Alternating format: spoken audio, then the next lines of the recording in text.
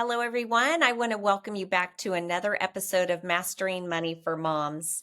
Today, I have the delight to interview a man, which is unusual for us to have on today's podcast recording. So, I want to turn it over here shortly. But before I do, I have the honor of interviewing Brett Synicky.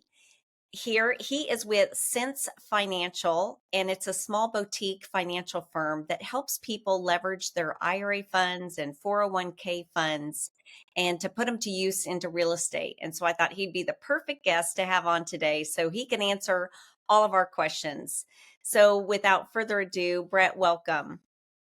Thanks so much for having me, Jennifer. I appreciate the opportunity. And I don't know if I'm the first, but I appreciate the opportunity to be a man on your mostly women listen to show, it seems like. So it's all good. Yes, yes, absolutely. You know what's funny about that statement, though, is I have more men that listen to this podcast than women, which is really There you shocking go. to me. So, That's welcome to all awesome. of our men as well. Yeah. So, I wanted to have you on here because early on, um, when my husband and I started investing, we were told from an early age that we were not allowed to invest in real estate. And I just kept thinking, well, how are all these people buying real estate if they can't use Mm, their 401ks, they can't use their IRA? And what they've met is they were not a mm, qualified custodian. Now, that's where you come in.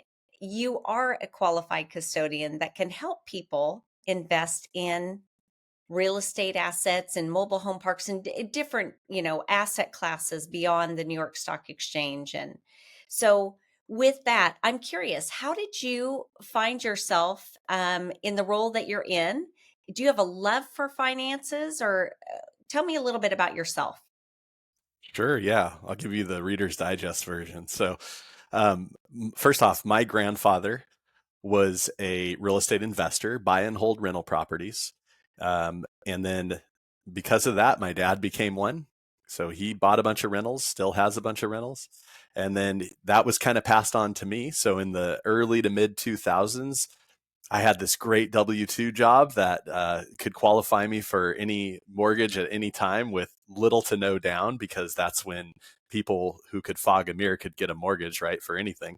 And so, anyway, I used that to buy a bunch of rentals in the mid 2000s. Of course, the market changed, as we all know, in 2008, 9, and 10. So that's a whole nother conversation about my experience. But that was kind of how I got into not just the world of finance, but real estate investing. And actually, it's kind of ironic. My dad has been a big advocate of investing in the stock market, primarily mutual funds and dollar cost averaging, and get to deposit money or contribute money into your W-2 401k up to the match and all this other stuff, right? So I started doing that at a really young age. I had a Roth. As soon as I could have a Roth, I was making money. My dad started putting money into, or at least having me do it when I was young, maybe 16 when I first got my first job and had income and could qualify for it. And so been doing that for a long time. Fast forward to the company actually that I was buying the rental real estate through. It's kind of funny in God's providence when you look back on how everything kind of played out. There was a plan all along, even though I definitely couldn't see it as I was in it. But in the company, Marshall Reddick Real Estate, that is local to SoCal and has now branched out to several other states, is the company I was buying rental real estate through. So they were basically acting as kind of a matchmaker between an investor who primarily was local to Southern California at the time, with realtors and builders and such throughout the country in different markets to match up a property with that investor. And so that's how I was buying properties. And Dmitry Fomichenko, the owner of Sense Financial, the founder of Sense Financial at the time, was actually working for Marshall Reddick. And he was an advisor to like the newly the young, right? The young men and women who were just getting started with their investment path and career. And he actually, that's how I met him, was by getting plugged into his group webinars or group meetings rather, because they were all in person at this time.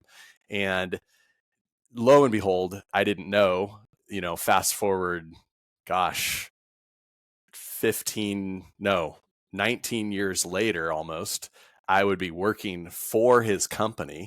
Okay, so fast forward from like 2005 to 2010, Dimitri started Sense Financial. And it started because this group, Marshall Reddick, he was working for, had all these investors, kind of like you, Jennifer, coming to him, and they had all this money, but they spent it all. They were tapped. They could not only could they not qualify for another mortgage because of I think it was 10 rental properties at one time you could have, but they had all this money in their IRAs or former employer 401ks or whatever qualified retirement accounts they were. And so they went to Dimitri and said, you got to figure out a way to get this self-directed IRA thing started so we can help people buy more rentals. And you hit the nail on the head. It's not them buying it, it's their retirement account buying it, but they're the fiduciary making that happen, right? So he established that. For whatever reason, broke off from Marshall Reddick in 2010, started Sense Financial, discovered the solo 401k, which in a lot of ways we can talk through has some superior, far superior actually, benefits than the IRA does. And fast forward to honestly, well, in 2014, I opened a solo 401k because I had my real estate license. I don't have that anymore. But fast forward to November of last year, Dimitri approaches me and says, do you want to come on as a consultant for Sense Financial? You know what we do. You have a pretty good understanding. You've been on the consumer side of things. Do you want to come work with us on the back end? And I said, sure, let me come on. So that started in November of 2023.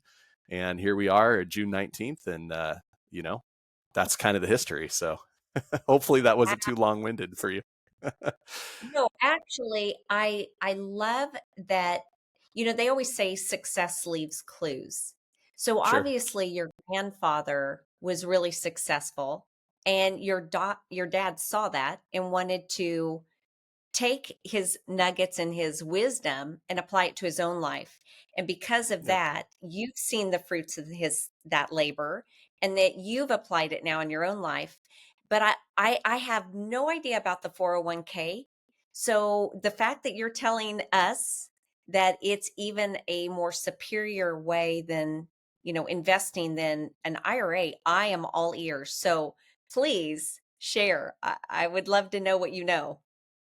Yeah, let's talk about that. Well, first off, from an investment alternative asset perspective, they are pretty much identical, right? The IRS doesn't tell you what you can invest in, they just tell you what you cannot invest in. And that is collectibles, think baseball cards, stamps, that sort of thing. And for the IRA, life insurance policies. Okay, that's not a restriction for the 401k, but collectibles is across the board. You cannot invest in with either one. Okay, so they're even pretty much from that standpoint. Now, the IRA has an annual contribution limit of 7,000 or 8,000 if you're over 50. Okay, so it's pretty low. As a result, excuse me, as a result, most people who are going to invest in alternative assets, when they establish their self-directed IRA, they really need to have a QRA, a qualified retirement account, already existing that has a fair balance to it that they can roll over or transfer into that IRA to invest in alternative assets. Because doing it with $7,000 a year, it's kind of hard to buy a rental property or even invest in a syndication offering unless many years go by doing that, right? Investing $7,000 a year. So they roll over 100,000, 200,000, whatever it might be. The same thing applies to the solo 401k, except that the contribution limits are over $76,000 if you're over 50 and right around $70,000 if you're under 50. And the contributions, unlike an IRA, which can come from pretty much anywhere, has to come from the revenue from your self-employment activity. Okay. And that's two buckets. So I'm going to keep this high level. Please bring me back down to high level if you need to at any time, because I could go on about this. There's two buckets. There's the employee contribution, also known as the employee deferral, which you also have at your W-2 401k, which is up to 23,000 annually or 30,500 if you're over 50. Okay.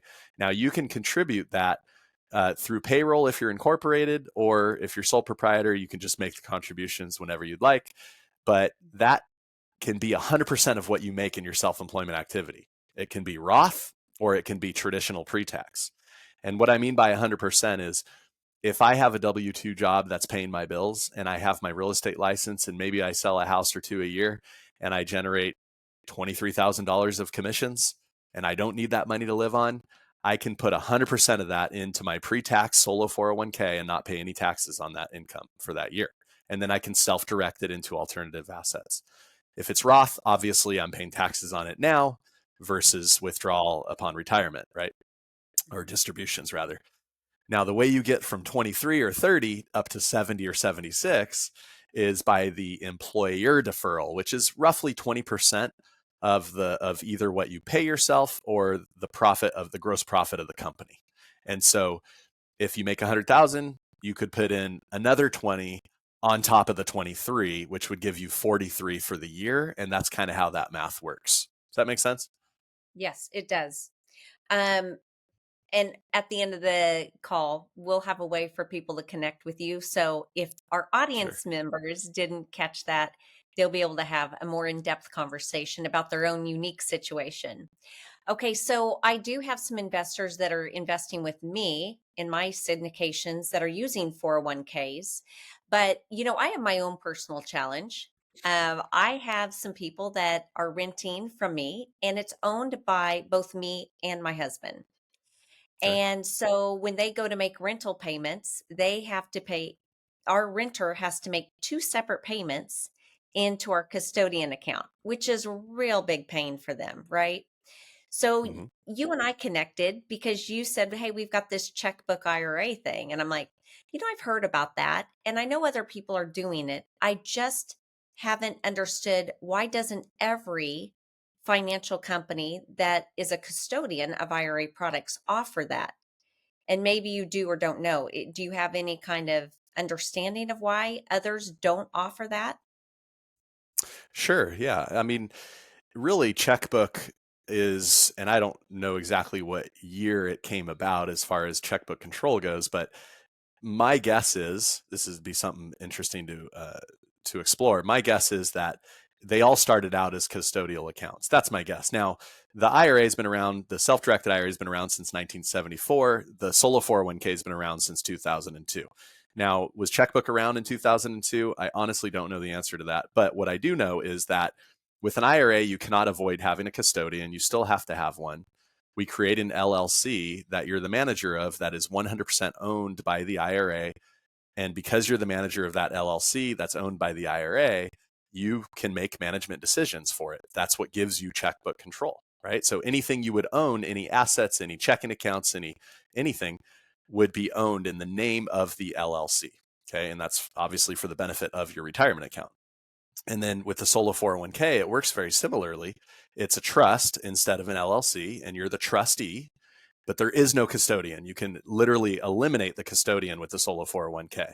Now, to answer your question, there are custodial, I call it full custodial accounts, right? There, because you still have a custodian with the IRA, but there's full custodial IRAs, full custodial solo 401ks where you have to go through the custodian for all transactions, right? Like you said, your tenant has to make two separate payments because it sounds like what you did is you and your husband took both your individual retirement accounts and you invested in the same property. Okay. So if you did that at 50-50, all the income, all the expenses, and everything associated with that account has to be divided that same percentage that the original investment was made, right? 50-50.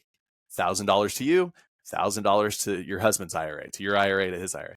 Now with checkbook control, what you can do is very easily, you have a checking account at the bank, which we recommend. You can't just go to Wells Fargo and do this. They'll screw it up. But go to the bank, open up a checking account, and you have one for your IRA or solo 401k, and your husband has one for his IRA and his solo 401k, two separate accounts. What you can do is you can actually create a free joint account. Okay. Now that is where your tenant makes the payments. And then you log into the app or online on the website, and then you can distribute $1,000 to your checking account owned by your IRA LLC. And then he can transfer, 1,000 here and 1,000 there. But the tenant is making payments to one account. And you could do the same thing with expenses, right? For you, if you have to pay a plumber, it's a pain to say, okay, plumber, I owe you $200. Here's 100 from this IRA and here's 100 from this IRA. What you can do is transfer $100 each online free in 30 seconds to that joint checking account. And then you can make one payment of $200 to your plumber. That's one advantage. That's a big advantage of checkbook control. But one of the primary reasons people will have checkbook control, not just that, is because first of all, they don't have to go through the custodian. So there's no red tape. There's no sometimes additional fees involved depending on the fee schedule of the provider. And let me be clear, we are not a custodian at all. All the custodial services that we facilitate are completely third party for the IRA only. We provide the vehicle that gives people the IRA or the 401k that allows them to self-direct into alternative assets. That's where our role comes in. And I wanted to make sure I said that because at the beginning you said something about custodial, but yeah, we're not custodians, just to be clear. And then the other part with the checkbook control is it really depends on, I think, primarily how much control you like to have, but also how many transactions are you going to do. So if you own rental properties, buy and hold rental properties, you're going to do quite a few transactions every year. You're going to do transactions every month.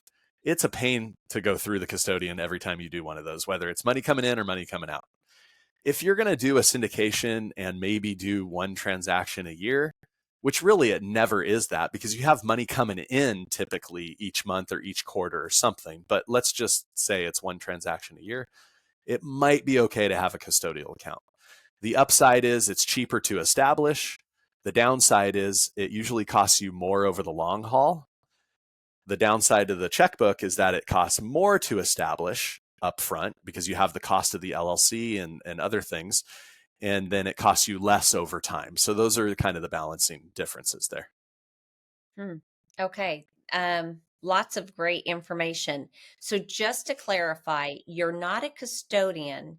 So how do you work with somebody like myself? Well, let's say you come to us and you say, hey, I want to do a solo 401k. The first thing we do, we create a profile for you. You complete our client questionnaire, it takes you 10 minutes. Then we form the solo 401k adoption agreement, plan documents, and then we assist you in any rollovers you want to do and assist you with opening the checking account. And then you're pretty much off to the races. That process takes about 4 days. Okay, it's pretty quick. Mhm. So we come in as the vehicle provider for you to be able to even have the solo 401k. We put together all the paperwork, everything involved in it. The trust is created. It's a special purpose trust only for this purpose, not to be confused with a revocable living trust or any other trust you have or anything else. It's completely separate. And then on the IRA LLC side, the same process. Profile, you complete the questionnaire, we create the LLC, we register it with whatever state we're doing it in, and then the document, the IRA is created, we open the custodial account, you transfer money from one qualified IRA or retirement account into the custodian.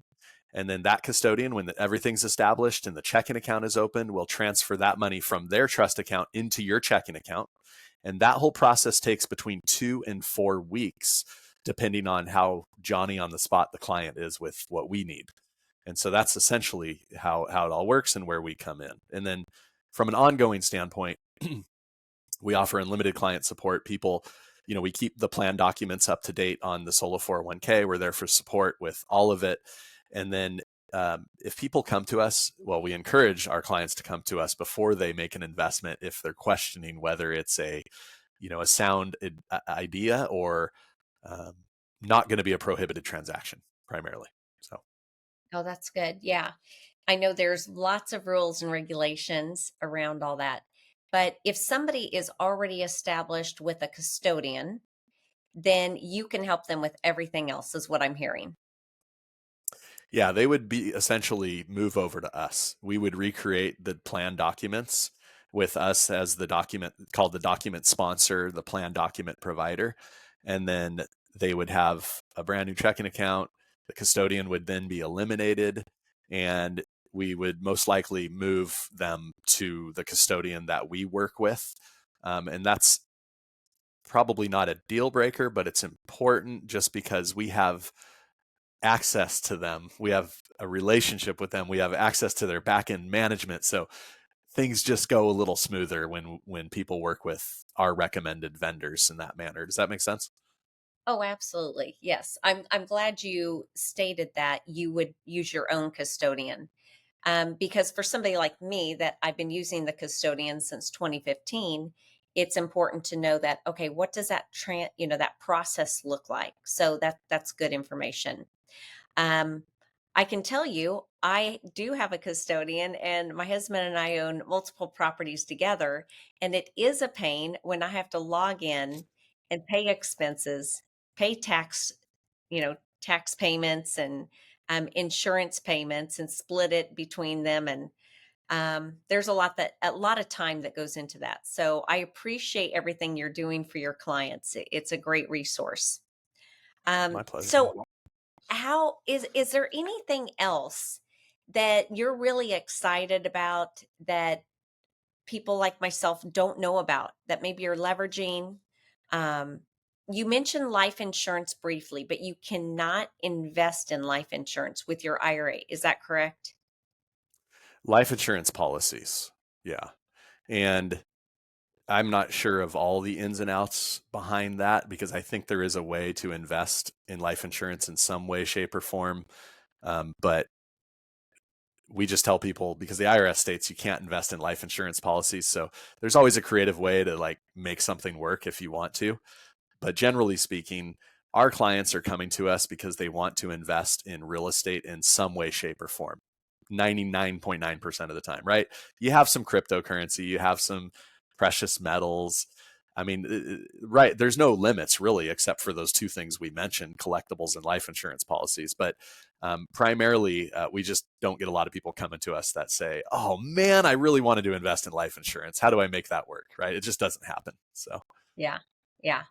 And then if somebody is on the fence whether or not to do a good deal, do you have anybody there in your office that can look at it and say, okay, this is a really great opportunity, or, kind of give your stamp of approval, or I mean, do you provide that kind of service at all? well, we do, but it's more in the sense of let me put myself in your shoes and here's what I would do. It's not in the quote unquote official investment advice because we're not qualified to give investment advice. But if somebody were to come to us and say, hey, I want to do this deal, here's the proposed returns, here's what I'm going to have to put into it, here's all the terms, we're certainly going to say, hey, that's something I would do, or that's not something I would do. And then, of course, we're going to look at it from the lens of, okay, let's make sure this is not a prohibited transaction. So you're not investing with anybody who's on that list of disqualified people, right? Which is that vertical line. I think this is important to touch on. I'm not overly excited about this, but I will circle back to that question you asked me a minute ago. The disqualified parties are you, your spouse, right? Bible says you and your spouse are one, right? So you're one, even though it's not vertical. You and your spouse, your children, their children, your grandchildren, and then your parents and your grandparents. So that vertical line of descendants you cannot invest with them or in a business that they own a majority stake in and that sort of thing. So most of the questions we get around making an investment revolve around that because their brother has a business they want to invest in, and the brother says, here's the terms, and they want to make sure not necessarily that the terms are good and that it's a good investment, but that they can actually do the investment because the brother is or is not a disqualified party, in which case he is not. So that's where most of our client support questions come from, is around that topic, if that makes sense. And then what am I excited about? I think my passion personally, I love working with the self-employed. I think because I've been self-employed for so long, I've had my real estate license since 2014. So I've been doing that for 10 years. Um, and then now this, and I just love talking to people about what they do, what makes their operation work, how they work with their spouse, because that's often a challenge for people.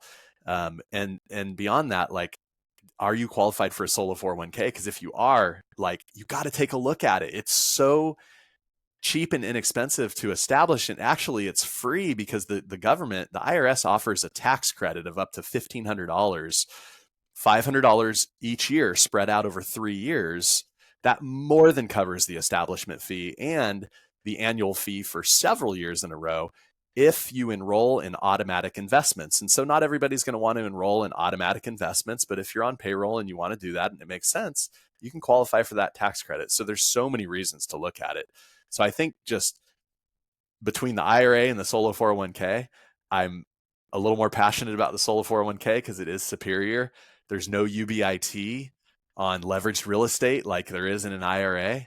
And so that's another thing that we didn't talk about. You can borrow up to $50,000 or 50%, whichever is less, in the participant loan option to do whatever you want with that money, primary residence, another investment property outside of your retirement account, buy a car. You can use it for whatever you want. So there's just so many benefits to the 401k over the IRA. It's pretty wild to think about. Wow. Well, now I'm super excited about it. And my son has his own business. And so I'm going to be encouraging him to call you.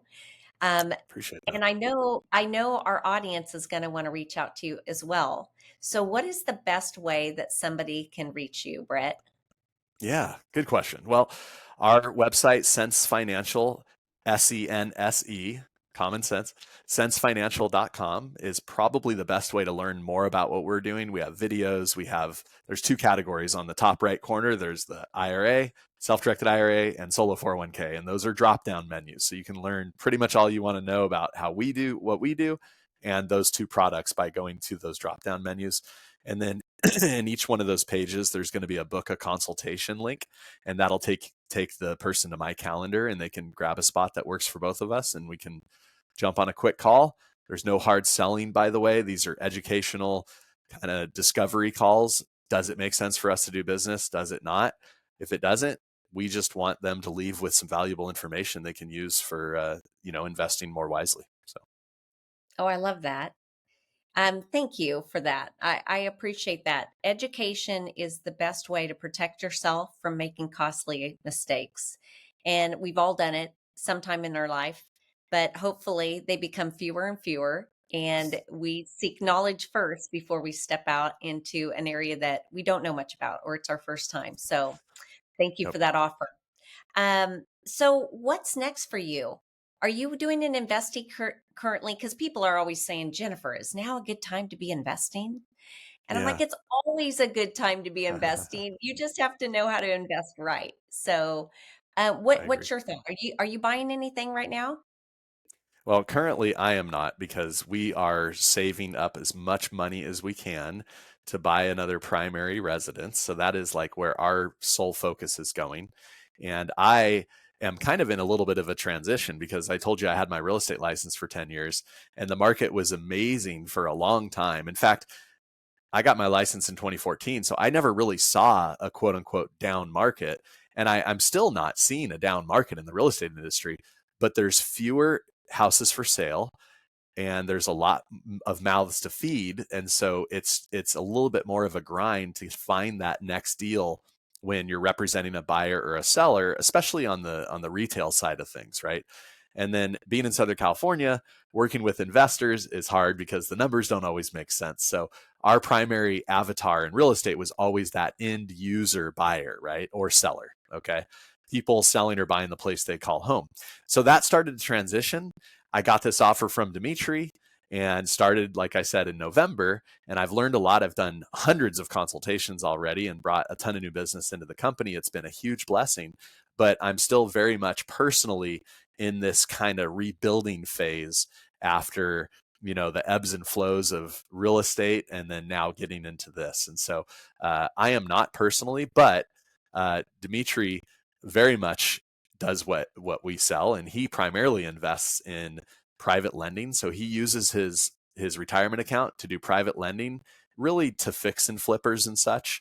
But he's done syndications. He has some buy and hold rental properties, and so there's always people looking for money. So if at the very syndicators like yourself who have these offerings, like there's always a way to invest. And if the numbers make sense, vet the deals, make the investment. But at the worst case scenario, you can take $10,000 or $20,000 and put it in a fund that is loaning to fix and flippers, and you get a fair return on that, and it's secured by real estate. And I think it's just the way to go. And so there's always opportunities. Absolutely. Oh, that's great. Well, congratulations on getting your next home. I already am envisioning that it's going to be a huge success, and I'm going to envision you're going to get a great interest rate, and and maybe it'll be somewhere in the fives. Wouldn't that be wonderful? Who Right? thought that this would be a good rate? But they are today. So Yeah, uh, yeah.